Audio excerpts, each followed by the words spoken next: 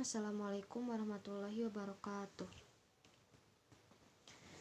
Di sini kami akan mempresentasikan materi tentang perbandingan sistem pendidikan di Timur Tengah, Eropa, Amerika, dan Asia. Kami dari kelompok 13 yang beranggotakan saya sendiri, Leni Nikmah Fauzia. Selanjutnya ada Muhammad Fadlillah.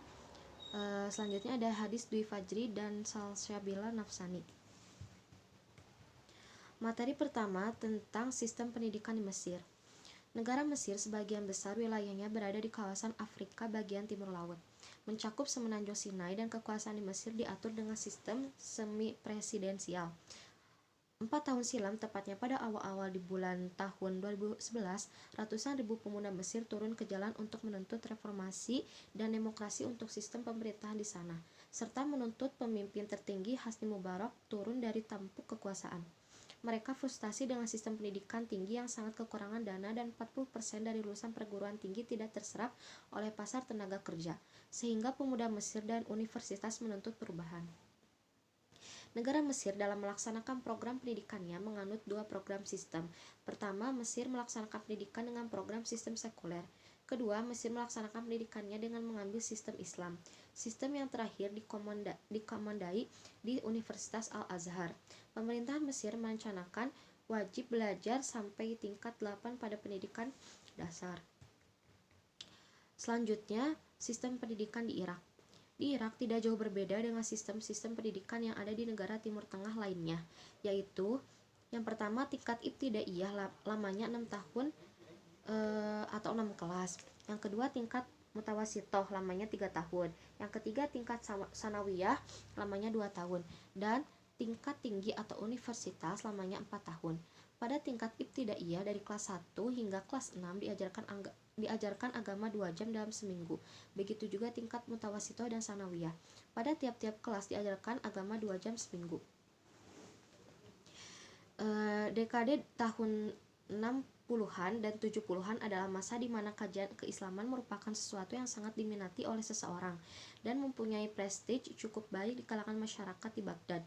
Universitas Baghdad selain memiliki fakultas-fakultas umum seperti kedokteran, teknik, ekonomi, hukum, juga fakultas Al-Ulum Al-Islamiyah atau yang sering disebut dengan fakultas syariah. Fakultas ini mendapat apresiasi cukup tinggi di lingkungan perguruan tinggi di daerah ini. Selain itu juga terdapat fakultas tarbiyah. Universitas Baghdad merupakan universitas yang ternama di negara. Sistem pendidikan Finlandia telah menempatkan pendidikan Finlandia menjadi terbaik di dunia. Amerika Serikat berada di urutan yang ke-17. Rekor prestasi belajar siswa Finlandia adalah yang terbaik di negara-negara di OECD dan di dunia dalam kemampuan membaca, matematika, dan sains. Ini adalah hasil dari pencapaian para siswa Finlandia dalam tes program for International Student Assessment Amerika Serikat dan Eropa, dan seluruh dunia terkejut terhadap apa yang diperoleh oleh negara kutub utara ini karena sebelumnya ia adalah sebuah negara agraris kecil yang tidak terkenal. Guru di Finlandia lebih mengedepankan proses pembelajaran di mana siswa tersebut menyerap apa yang dipelajari di kelas dibandingkan dengan apa yang mereka dapat di luar kelas. Bahkan dalam satu kelas tersebut, terdapat 2 guru yang memberikan hak belajar yang sama pada setiap siswa ditambah dengan 1 orang guru yang memfokuskan diri pada mengajar. Sistem pendidikan di Finlandia ini sangat menitik beratkan bimbingan bagi siswa yang mengalami kesulitan belajar. Finlandia optimis bahwa hasil terbaik dari mereka dapat dicapai bila lebih memperhatikan siswa yang kurang daripada yang terlalu menekankan target kepada siswa yang unggul. Dengan demikian, tidak ada anak-anak yang merasa tertinggal. Di Finlandia terbukti bahwa mereka mampu mencetak anak-anak berprestasi di bidang akademik tanpa harus mengikuti standarisasi akademik konvensional. Yang ketiga, ada Amerika. Sistem pendidikan di Amerika itu sangat wajib sekitar 12 tahun atau 12 periode mulai dari sekolah primer, kindergarten, atau sekolah persiapan atau dari elementary school, lalu berlanjut ke sekolah sekunder, sekolah dasar dan menengah wajib bagi seluruh pelajar di Amerika Serikat. Namun, jenjang usia dimulainya pendidikan berbeda-beda di setiap negara ini tergantung pada kebijakan pendidikan yang berlaku. Amerika, sebagai negara yang telah merdeka lebih dari 237 tahun, mereka menata fondasi yang kokoh dalam segala bidang, termasuk bidang pendidikan, memiliki sarana dan prasarana yang modern dan menjadi pusat inovasi dan teknologi dunia. Hal ini terlihat bahwa universitas terbaik masih berada di negara paman Sam ini, seperti Princeton University, Harvard, Stanford, Yale University, dan lain-lainnya, menurut Octagon pada 11 September 2017. Di samping itu, menurut laporan US Department of Education tahun 2013 halaman 113 sampai 114, perolehan skor dari TIMS untuk siswa lulusan 8 tahun, bidang matematika memperoleh skor 509, bidang sains memperoleh skor 525 di atas rata-rata skor 500. Walaupun belum mencapai nilai perolehan tertinggi, namun telah menunjukkan kualitas yang baik dari pendidikan dasar dan menengah di Amerika Serikat. Yang keempat, ada Asia. Sistem pendidikan di Asia ada Jepang dan juga Indonesia. Pendidikan di Jepang ada yang formal, yaitu pendidikan di sekolah.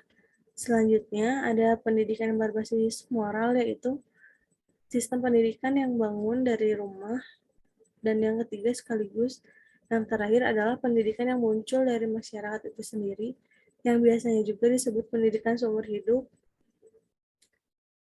Di Jepang wajib belajar mulai dari usia 6 tahun sampai usia 15 tahun. Setiap keluarga memiliki anak pada rentang usia 6 sampai 15 tahun akan diberikan pemberitahuan untuk menyekolahkan anak-anaknya di sekolah.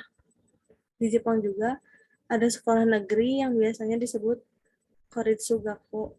Sekolah negeri itu dikepalai dan diselenggarakan oleh pemerintah kota atau yang disebut prefektur.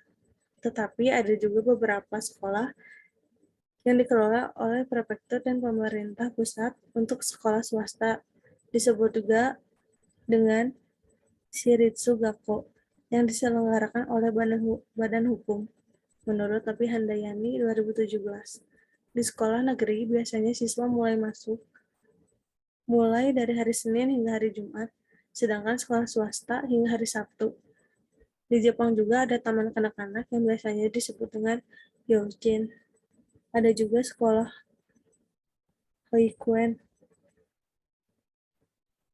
Perbedaan antara kedua itu apabila jam sekolahnya mulai pukul dari 8.50 sampai 13.30, sedangkan Youchin mulai dari jam 7 sampai jam 7 malam. Waktunya lebih lama dan lebih panjang.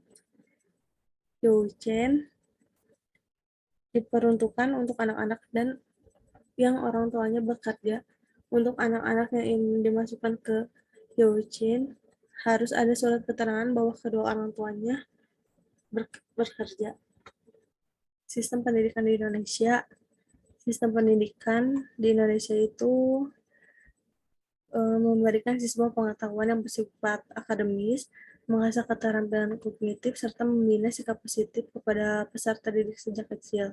Sistem pendidikan Indonesia juga berorientasi kepada nilai sejak sekolah dasar. Peserta didik diberi pengajaran, kejujuran, kedisiplinan, dan rasa tenggang. Rasa di negara Indonesia juga menganut sistem pendidikan terbuka.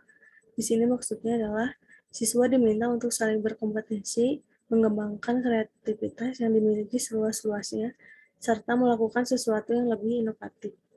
Sistem pendidikan di Indonesia beragam. Di sini maksudnya beragam peserta didik merupakan siswa yang berasal dari background suku, bangsa, kultur, dan keyakinan.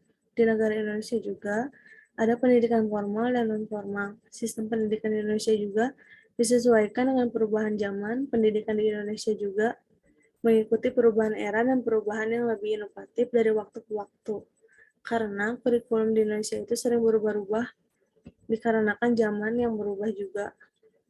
Jenjang pendidikan di Indonesia dimulai dari jenjang yang paling awal yaitu pendidikan anak usia dini, selanjutnya sekolah dasar, selanjutnya sekolah menengah pertama, lalu sekolah menengah atas, selanjutnya ada perguruan tinggi yang sangat luas karena di dalamnya ada D3, S1, S2, dan S3 dan spesialis.